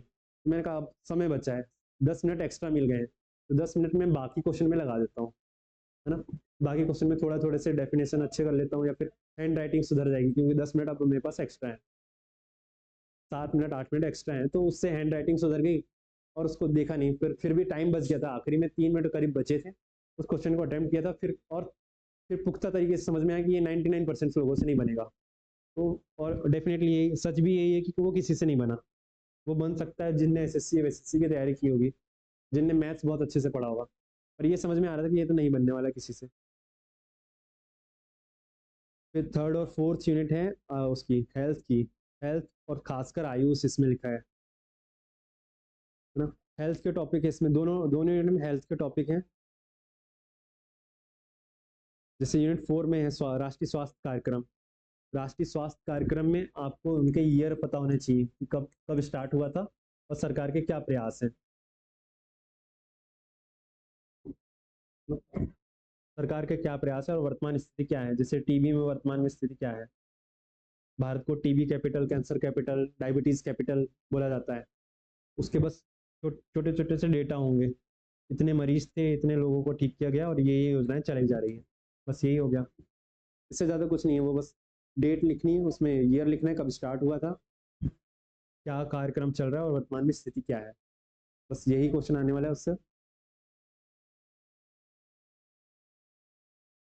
फिर हेल्थ के हैं, हेल्थ की चीज़ें, जो नोट्स है इसके बहुत छोटे नोट्स बनते हैं, इसके शॉर्ट नोट्स बनाने की आवश्यकता भी नहीं हो, क्योंकि जो भी नोट्स लोगे आप 40-50 पेज के ही नोट्स होंगे, सर ने शायद आपको पढ़ा दिए, तो मेरे ख्याल से जो क्लास में, हाँ, जो क्लास में पढ़ाया गया वही नोट्स है, उसको तो बहुत ज़्यादा कंसाइज करने की आवश्यकता नहीं है।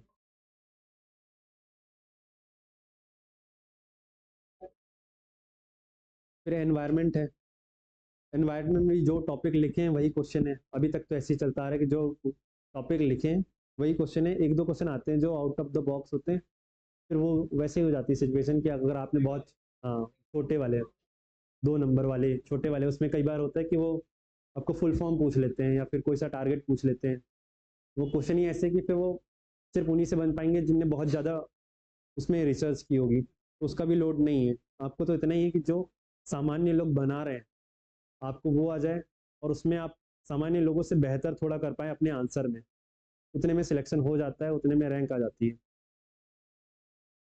हर एक टॉपिक पे पीएचडी नहीं की जा सकती। अगर पीएचडी करने बैठे तो फिर 4 साल तक सिलेबस खत्म नहीं होगा।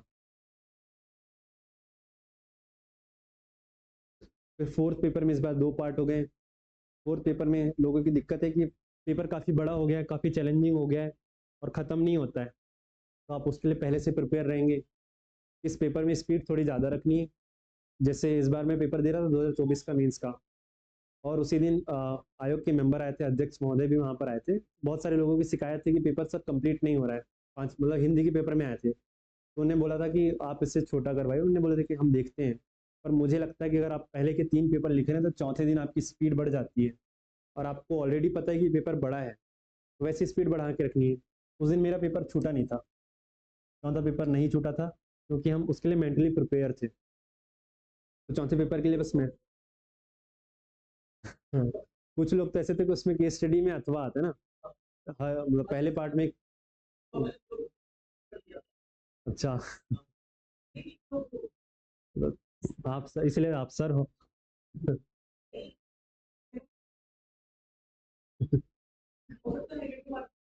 हाँ, जिस कॉपी में लिखा है, जिस कॉपी में निर्देश निर्देश में लिखा है कि जितने शब्द आपको बताए गए हैं उतने ही लिखना है। अगर उससे ज़्यादा लिखते हैं, जिस स्थान पे लिखा है उसी स्थान पे लिखना है, कहीं और लिखते हैं तो आपके अंक काटे जा सकते हैं। ऐसा कॉपी में लिखा है। मतलब नकारात्मक मूल्यांकन किया जा सकता है। पॉसिबल में भी पॉसिबल 5 नंबर 10 नंबर काटे जा सकते हैं, क्योंकि मार्कशीट आती है यूपीएससी की। उसमें मेंशन रहता है कि आपकी नेगेटिव मार्किंग में कितने नंबर कटे हैं। 10 नंबर किसी के कटते हैं, किसी के 15 नंबर कट जाते हैं।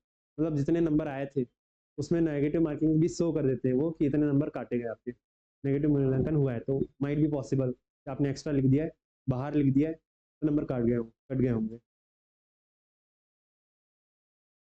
इसमें कुछ नई यूनिट्स जुड़ी हैं, जैसे राष्ट्र निर्माण हो गया, है ना। और कुछ कुछ छोटे छोटे टॉपिक ऐड हुए हैं एथिक्स में ही। मनोचिकित्सा वाला हो गया।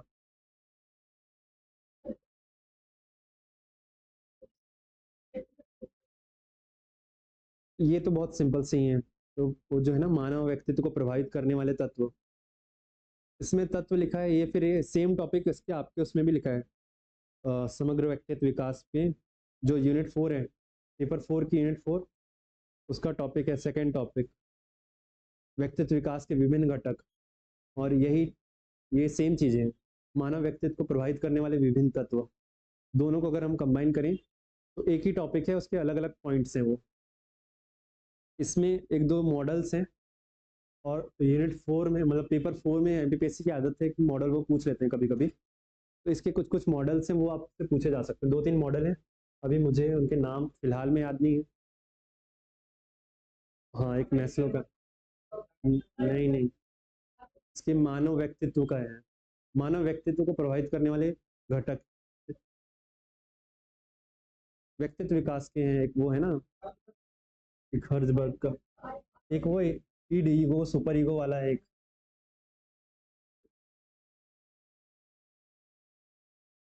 ऐसे 2-3 मॉडल्स हैं, वो पूछे जा सकते हैं। तो जैसे ये टॉपिक लिखा है, एकदम खुला हुआ टॉपिक है, तो ये मॉडल्स इससे आ सकते हैं। तो बस इतना ही रेडी करना है, बाकी किसी किसी टॉपिक में मॉडल वॉडल पढ़ने की आवश्यकता नहीं है, क्योंकि सब हर किसी के मॉडल मिल जाएंगे, वो जरूरी नहीं है फिर आपको पढ़ना। नहीं, इसको अगर सर्च कर सकते हैं।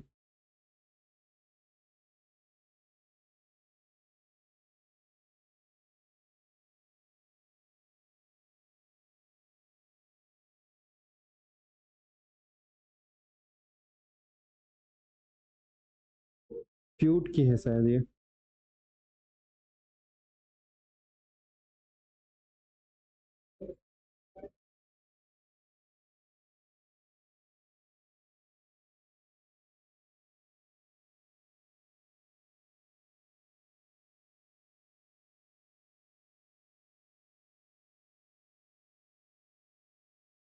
फ्यूट थ्योरी है।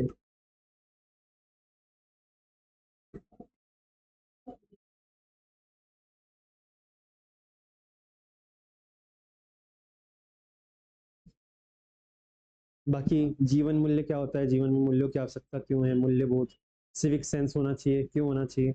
सिविक सेंस आपको पता है, मूल्यबोध क्या होते हैं? सिंपल सही है, जैसे अपन कहीं पर रह रहे हैं, नागरिक बोध होता है, मूल्यबोध भी बोलते हैं उसको, कि आप रह रहे हैं वहाँ पे कूड़ा कचरा नहीं करना है, थूकना नहीं है, अपने आसपास सफाई रखनी है, किसी से बिहेव कैसे करना है, मारपीट नहीं करनी है, कहीं पर बहुत सारा भीड़ इकट्ठा हो रहा है तो उसको कैसे हैंडल करना है, ये सिविक सेंस है। बहुत बार भारत की आलोचना होती है कि यहाँ पे सिविक सेंस कम है, क्योंकि हमने एक बार ट्रेन चला दी तेजस एक्सप्रेस, लोगों ने उसके हेडफोन उखाड़ के ले गए। क्यों ले गए? क्योंकि वो सिविक सेंस नहीं है लोगों में, तो इसलिए वो सिलेबस में ऐड कर दिया हमारे लिए, कम से कम पढ़ के तो आ जाए अब।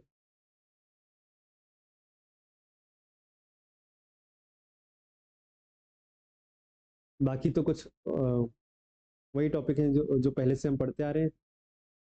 और एथिक्स का सिंपल सा है, आपको डेफिनेशन लिखनी है।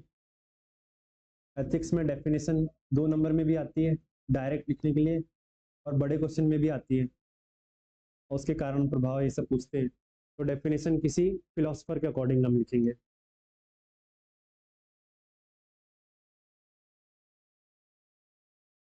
हाँ, एथिक्स में यही बता रहा था, जैसे आंसर राइटिंग अभी तक चर्चा नहीं कर रहा था, एथिक्स में बता रहा हूँ कि जो भी टॉपिक आएगा वो किसी फिलोसफर के अकॉर्डिंग आप लिखोगे, कि जिसने भी कोई सा भी टॉपिक है, मनोवृत्ति किसी के अकॉर्डिंग उसकी डेफिनेशन, मनोवृत्ति को प्रभावित करने वाले तत्व किसी के अकॉर्डिंग, कौन कौन से तत्व हमें प्रभावित कर रहे हैं, चेंजेस होते हैं, संगत परिवर्तन, असंगत परिवर्तन, मतलब पॉजिटिव चेंज, है ना, रिलेटिव चेंज, ऐसे करके इनको लिखना है। और एग्जाम्पल्स एथिक्स में सबसे इंपॉर्टेंट है एग्जाम्पल्स, हर एक आंसर में एग्जाम्पल आने चाहिए भर भर के।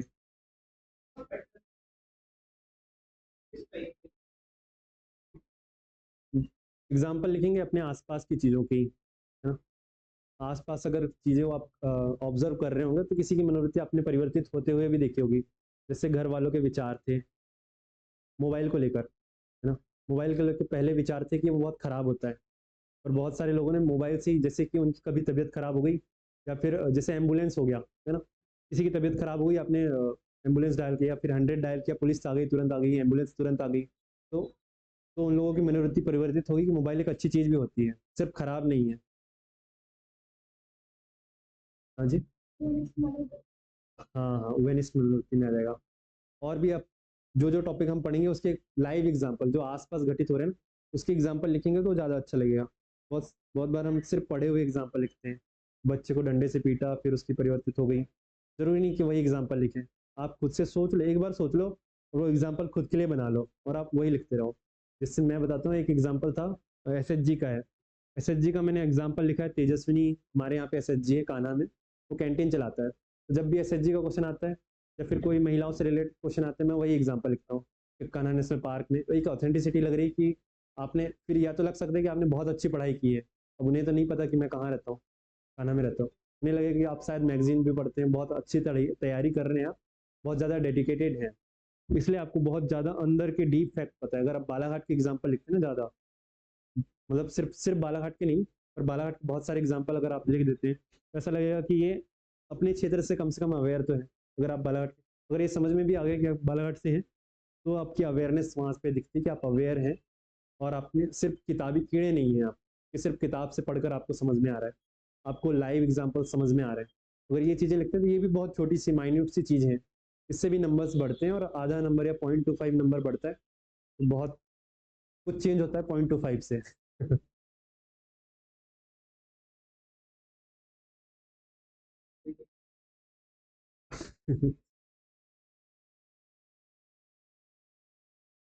फिर एक नया टॉपिक है उद्यमिता। उद्यमिता बहुत सिंपल है, बहुत लाइव है, जीवन सब्जेक्ट है, हमारे जीवन से रिलेटेड है, इससे हम बहुत कुछ सीख रहे हैं, तो बहुत इंटरेस्टिंग भी है। मतलब सिलेबस देख के लगेगा शायद इंटरेस्टिंग, नहीं समझ में नहीं आ रहा हो, और उसको आप लाइव एग्जाम्पल से देखे हुए आसपास जो किसी ने ठेला लगाया, या फिर कोई कोचिंग चल रही है, या फिर जहाँ आप जाते हो, जहाँ पे भी पैसे जा रहे हैं आ रहे हैं, उसको आप संगठन मान लो, और उसमें देखो कैसे कैसे काम हो रहा है, और उसको अपने एग्जाम्पल से जोड़ते रहो। जैसे वहाँ पे क्या हो रहा है, उसका निर्देशन कोई कर रहा है, क्रियान्वयन कोई कर रहा है, टीम कोई बनी है, उसका विज्ञापन हो रहा है ना, ये सारी चीज़ें आपको समझ में आती रहेंगी। और इसमें भी सिर्फ सिर्फ डेफिनेशन आपको याद करनी है, डेफिनेशन याद करनी है, और इसके कुछ कॉमन पॉइंट है, पूरे सिलेबस के कॉमन पॉइंट है, 25 से 30 कॉमन पॉइंट होंगे। निर्देशन, नियोजन, क्या है, संसाधन प्रबंधन, प्रबंधन, हाँ इसमें ही है। अब तो कई बार सिलेबस के पॉइंट ही आंसर बन जाएंगे इसमें तो। ये शुरू की जो 3 यूनिट है मैनेजमेंट की, वही पॉइंट्स, वही टॉपिक के पॉइंट्स आप पढ़ते रहो, और कॉमन पॉइंट 17 25 30 कॉमन पॉइंट निकलेंगे। प्रबंधन का महत्व का आंसर भी उसमें ही समझ में आ जाएगा, निर्देशन की विशेषता भी उसी पॉइंट से आ जाएंगी। ये 30 पॉइंट बस बनाने अपने को, उन 30 पॉइंट से सारे आंसर इसके डील हो जाएंगे। और सिर्फ डेफिनेशन याद करनी, क्योंकि इस टॉपिक से आपको डेफिनेशन नाम से पूछी जा सकती है। टेलर के अकॉर्डिंग प्रबंधन का क्या की डेफिनेशन लिखी, की परिभाषा लिखी, ऐसा कुछ आ सकता है। और आया भी है, इस बार भी आया है। अब मैं बता दूं कि मैंने इस बार क्या किया था कि वो 10 पेज के मुझे नोट्स मिले थे, उसमें सिर्फ डेफिनेशन लिखी थी, मैंने उसमें सिर्फ एड ऑन किया था। और फिर लास्ट मोमेंट पे मैं तो सिलेबस पढ़ रहा था, ये सिलेबस है ना, सिलेबस में नाम लिख दिए थे, जैसे जो टॉपिक लिखा है उसके ऊपर उसका नाम, जिसने डेफिनेशन दी है। लोग देख रहे थे कि कर क्या रहा है, किस एग्जाम के सामने सिलेबस पढ़ रहा है। मैं सिर्फ सिलेबस पढ़ रहा था, उसमें सिर्फ नाम नाम लिखे थे, डेफिनेशन याद हो गई थी। डेफिनेशन सिंपल ही सारी, जो आपको समझ में आता है ना वही डेफिनेशन, बस उसको उसको किसने दिया है, बस हाँ किसने दिया है, बस उस फिलोसफर का नाम, जो साइंटिस्ट है जो भी है वो, उनके बस नाम याद रखने हैं और उनके अकॉर्डिंग डेफिनेशन बस लिखनी है। तो 2 मार्कर में भी काम आएगा, और फिर बड़े क्वेश्चन जो आएंगे 7 मार्कर, उसमें भी काम आएगा, और 10 मार्कर में तो काम आएगा ही आएगा। तो तीनों जगह वो काम आएगा। उसके 10-12 पेज के नोट्स बन जाते हैं। और जो यूनिट 4 है इसमें, वो तो एकदम जीवंत है, इसको आप नहीं भी पढ़ोगे तो भी आप, इतनी एबिलिटी, अगर इतनी तैयारी, जो शुरू के 3 पेपर में जो डेफिनेशन बनाने की एबिलिटी, पॉइंट्स बनाने की एबिलिटी, पहले से आंसर लिखने की एबिलिटी, नया आंसर लिखने की एबिलिटी अगर आप सीख गए तो यूनिट 4 आप वैसे ही लिख लोगे। जिससे सफलताएं प्राप्त करने में बाधा, जैसे नींद एक बड़ी बाधा है, सफलता, अनुशासन की कमी, फोन की लत ना, परिवार का प्रेशर, बार बार घर बुला लेते हैं, शादी में जाना पड़ता है, समय का दुरुपयोग, ये सब सफलताएं प्राप्त करने में बाधा है। इसके लिए नोट्स बनाने की आवश्यकता भी नहीं है, पढ़ने की भी आवश्यकता नहीं है। बस ये आप टॉपिक एक बार देख लो, उसको बस एक बार ऐसे बस पन्ने पलटा के चले जाओ। सफलता के लिए जिम्मेदार कारक, फिर जिम्मेदार कारक, जो बाधाएं थी उसको अगर पॉजिटिव सेंस में लिखते हैं तो वो जिम्मेदार कारक हो गए, कि आप में अनुशासन है, आप चीज़ों को आसानी से समझ सकते हैं, आप अपने आप में संयम रख सकते हैं, नींद को कंट्रोल कर सकते हैं, खाने को कंट्रोल कर सकते हैं, ये सफलताएं प्राप्त करने की बाधक हैं। आप टारगेट डिसाइड कर सकते हैं, उसका टारगेट को अचीव करने के लिए योजना बना सकते हैं, रणनीति बना सकते हैं, और उसका क्रियान्वयन अच्छे से कर सकते हैं। तो ये सारी चीज़ें आपके कारक हैं। असफलता से हम क्या सीखते हैं, ये टॉपिक है, इस बार आया भी था, असफलता से सीखने का कुछ कुछ ना। असफलता एक चुनौती है, स्वीकार करो, 10-15 तो उसमें बहुत सारे तो कोटेशन लिखे ही रहते हैं, जो आसपास दिखे, कई बार तो जिस सेंटर में एग्जाम वहीं लिखा रहता है, वहीं से उठा के लिख दो। और एक तो मैंने उससे लिखा था, एमपीपीएससी की वेबसाइट में लिखा था, असफलता एक ट्रैफिक सिग्नल है। और ये मैंने बहुत 10-15 लोगों को बता के रखा था, मैंने असफलता इस बार आया, मैं ये कोड जरूर लिखूंगा। तो जैसे ही मुझे दिखाई दिया था ना, इंट्रो इंट्रो छोड़ो, सबसे पहले तो मैंने कंक्लूजन लिख दिया कि असफलता एक वो है, ट्रैफिक सिग्नल की तरह है, स्रोत लिख दिया एमपीपीएससी की वेबसाइट। तो ये मैंने किया था। ऐसी आसपास की चीज़ों से बहुत सारी चीज़ें, सिलेबस, इस बार का सिलेबस ऐसा है कि आसपास की चीज़ें बहुत काम आने वाली हैं। आसपास जो पढ़ रहे हैं, न्यूज़पेपर पढ़ रहे हैं, जब कहीं जा रहे हैं, किसी से मिल रहे हैं, बात कर रहे हैं, दीवार में कुछ लिखा है, सामने होर्डिंग्स में कुछ कई सारी योजनाओं की चीज़ें लिखी रहती हैं, उनको भी आप अच्छे से अवेयर रहते हैं आसपास की चीज़ों से, तो डेफिनेटली बहुत अच्छे से आप कर सकते हैं। इसके अलावा 5वां पेपर हिंदी का है, हिंदी में जो लिखा है वही आता है, पूरा पेपर ही, इसमें तो ब्लू प्रिंट ही है, जैसे 10वीं 12वीं में होता है ना ब्लू प्रिंट, वैसे ही ब्लू प्रिंट बना हुआ है हिंदी का। क्या आएगा, कितना आएगा, कैसे आएगा, ये सब पता है सभी को। उसमें बस कंटेंट बहुत छोटा होता है, कोई दिक्कत नहीं। निबंध कैसे लिखते हैं, क्या लिखते हैं, ये तो आपको बहुत अच्छे से पता है। लास्ट लास्ट टाइम भी इस पर चर्चा किए थे। निबंध के तो कई लोग बहुत अलग से क्लासेस भी करते हैं, अलग से क्लासेस होती भी है, किताबें बहुत सारी अलग से आती हैं। पर आप एक चीज़ कर लो, जो न्यूज़पेपर आता है उसमें संपादकीय आता है, उससे आप बस कुछ नहीं करना है, बस पढ़ते ही रहना है और कुछ नहीं। जब तक पेपर में निबंध नहीं आ जाता तब तक बस पढ़ते ही रहो, संपादकीय अच्छे से पढ़ते रहो, उसमें सारी चीज़ें हैं। इंट्रो कैसे स्टार्ट वो करते हैं वहाँ बस फिर ऑब्जर्व करना है। फिर एक तरीका ये है कि हम निबंध कैसे लिखते हैं, एक तरीका तो हम यहाँ पे चर्चा करने ही वाले हैं। और आप संपादकीय पढ़ोगे तो उसमें दिखेगा वो कि इंट्रो कैसे स्टार्ट हुआ, पॉइंट्स कैसे लिखे हुए हैं और कंक्लूड कैसे किया है ना। वो संपादकीय से बस उसे कनेक्ट करना है कि ऐसा ऐसा इसमें है या नहीं है। और आप देख रहे हैं ज़्यादा हम जो निबंध किताबों में पढ़ने वाले हैं उससे ज़्यादा अच्छे तरीके से इनमें लिखा रहता है। इनमें डेटा वेटा सारी चीज़ें मिलती हैं और डेटा यहाँ पे आता है, उसको नोट भी कर सकते हैं। जो डायरेक्ट हमारे निबंध, जो जितने सारे निबंध लिखे ना, या फिर बहुत सारे निबंध के नाम ही लिखे हैं, यहीं से सीधे सीधे आते भी हैं। अगर इन्हीं टॉपिक से रिलेटेड आपको संपादकीय मिलता है तो उसके डेटा आप नोट कर सकते हैं। बहुत छोटी सी, अगर 10 पेज 15 पेज का भी आप लिखे हुए तो भी काफ़ी काफ़ी सफिशियंट है। अब निबंध कैसे लिखना चाहिए, इसमें कि सबसे पहले तो आप देख लो, सबसे पहले टॉपिक डिसाइड कर लो कि 4 ऑप्शन है आपके पास, इनमें से किस पर लिखना है आपको। कुछ मूर्त विषय होंगे, कुछ अमूर्त विषय होंगे, है ना। और आपको देखना है कि आपके पास कंटेंट किस में ज़्यादा है। कभी कभी होता है कि अमूर्त विषय कुछ अच्छा है, जैसे असफलता वाला आ गया, है ना। असफलता हमने पहले भी अपने मेंस में तैयार करके रखा है, तो आप अमूर्त विषय असफलता का है तो उसको यहाँ पे उसको चूज कर सकते हैं। पर अंतरिक्ष में भारत के बढ़ते कदम आया था, ये बहुत अच्छे से तैयार था।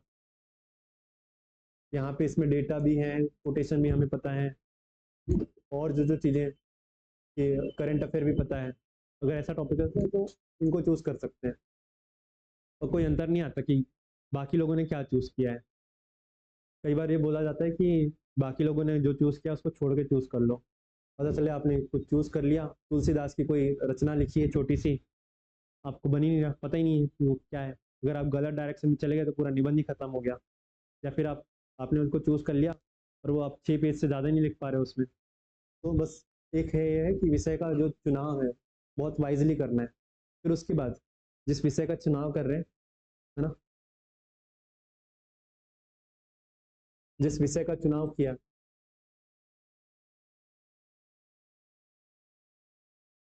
अब उसकी लास्ट में जो रब पेज होता है उसमें जाके फ्रेमिंग करनी है। जैसे हमने मेंस के टॉपिक की फ्रेमिंग की थी वैसे ही इसमें यहाँ पे इंट्रो होगा, इंट्रो लिखने का तरीका इसमें बदल जाएगा और कंक्लूजन होगा आखिरी में, कंक्लूजन का तरीका भी थोड़ा बदलेगा। बाकी इसमें जितने पॉइंट्स है, जैसे हम किसी टॉपिक को तोड़ रहे थे नोट्स बनाने के लिए जो मैंने बताया था, वैसे ही तोड़ने। क्या है इसके लिए सरकार के प्रयास, क्या है चुनौती, क्या है विशेषता, क्या है जो विषय है उससे रिलेवेंट हो। अगर सिर्फ चुनौती लिखा है तो थोड़े से प्रयास, मतलब फिर कम कम शब्द में।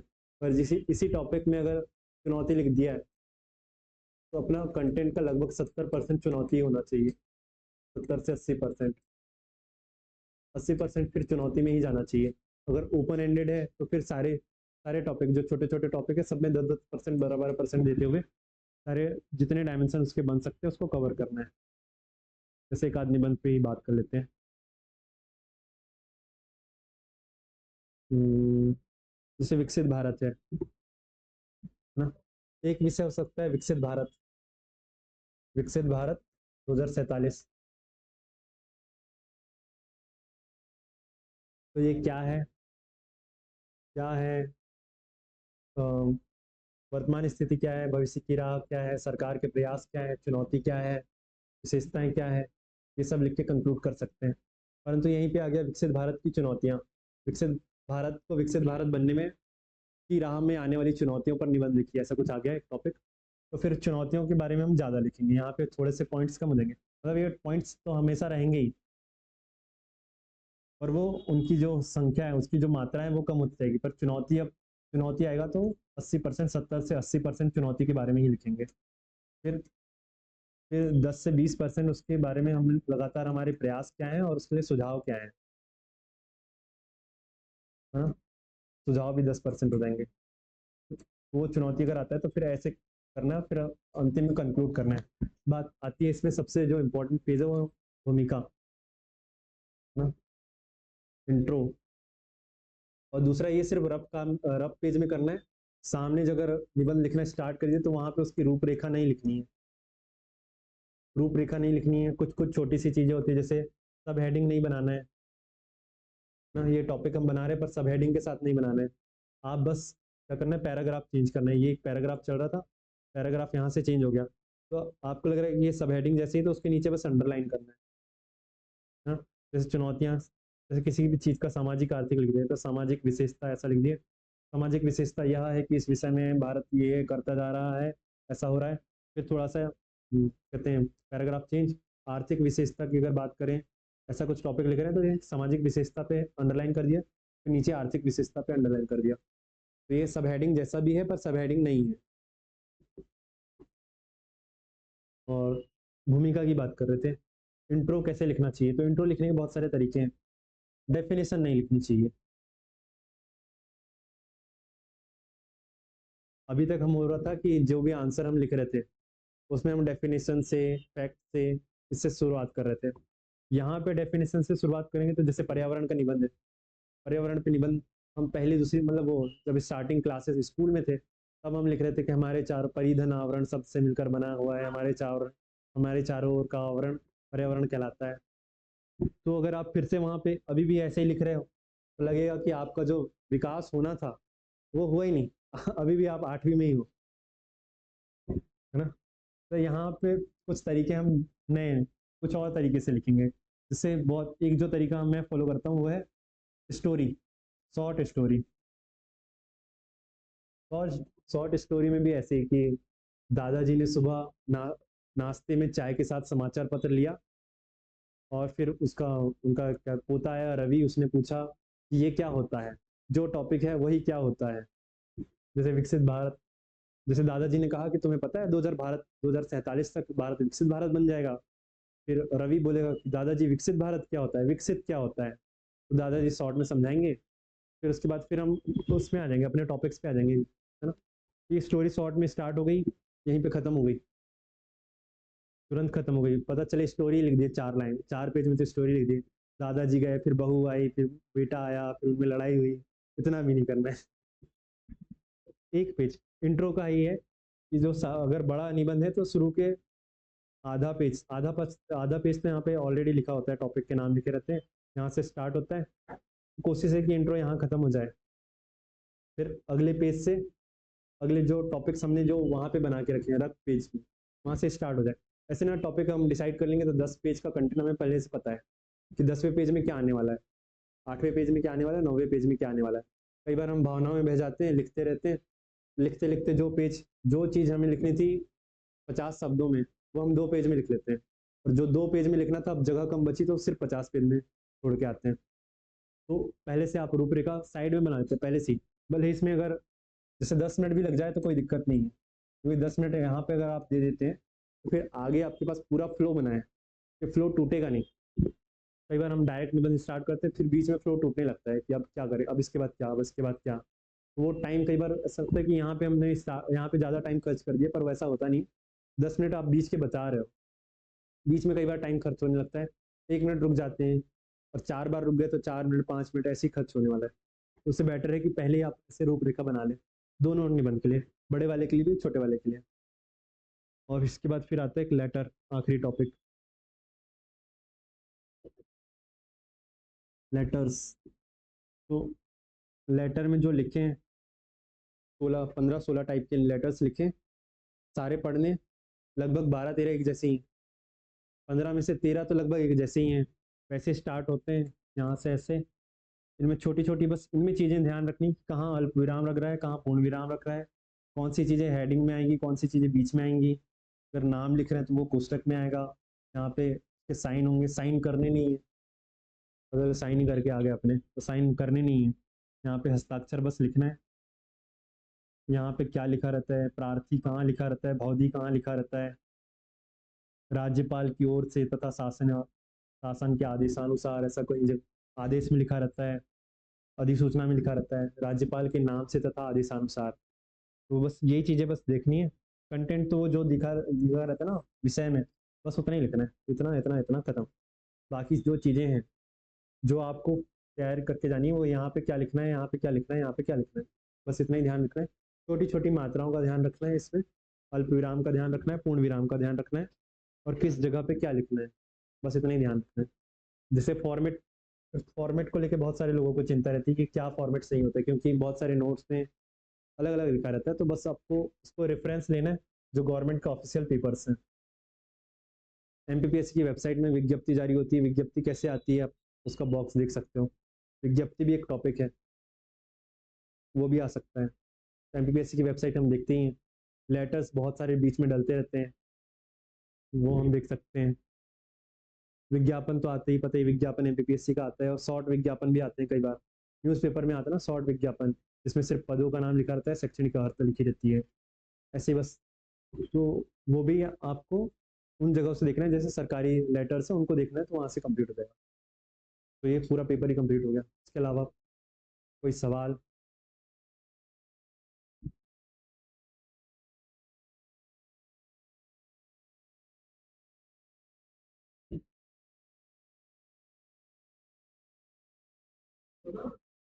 और कुछ बताने? बोर कर दिया मैंने।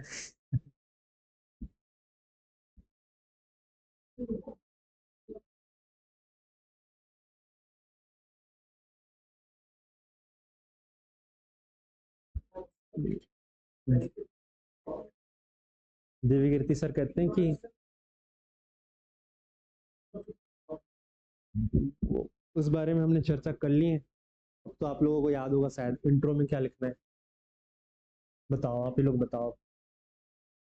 एक अच्छा आंसर होता है वो क्या होता है?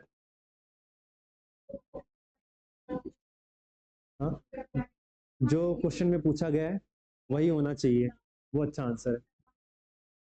प्रामाणिकता होनी चाहिए, कंक्लूजन पॉजिटिव रहना चाहिए। जैसे कोई सा आ गया कि भारत के विदेशी व्यापार घाटे में रहता है, घाटे में रहता है, तो पता ही है। आप यहाँ पे अगर डेटा लिख देते हैं कि हमारा इतना करोड़ का नुकसान हुआ है, वो कंक्लूजन अच्छा है या नहीं?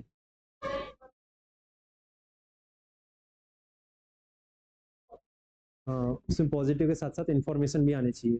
इसके लिए नई विदेश व्यापार नीति लाई गई है 2023, 1 अप्रैल 2023 से नई विदेश व्यापार नीति घाटे को कम करने पर केंद्रित है। ये कंक्लूजन हो गया, खत्म। यहाँ पे डेटा नहीं लिखेंगे, क्योंकि वो डेटा क्वेश्चन नेगेटिव सेंस का है, तो डेटा अगर यहाँ पे लिखते हैं तो वो नेगेटिव हो जाएगा। बस छोटी सी चीज़ें है, तो डेटा आपको पता है कहाँ पर लिखना है। ऐसा अगर बॉक्स साइड में बन जाए, ये एक्स्ट्रा इन्फॉर्मेशन हम दे रहे होते हैं ना, जरूरी नहीं कि वो उस आंसर में फिट हो, पर एक्स्ट्रा इन्फॉर्मेशन हम अगर यहाँ पर दे देते हैं, अगर क्वेश्चन से रिलेटेड है, तो काफ़ी अच्छा इम्पैक्ट पड़ेगा। साथ में इसका सोर्स भी लिख देंगे।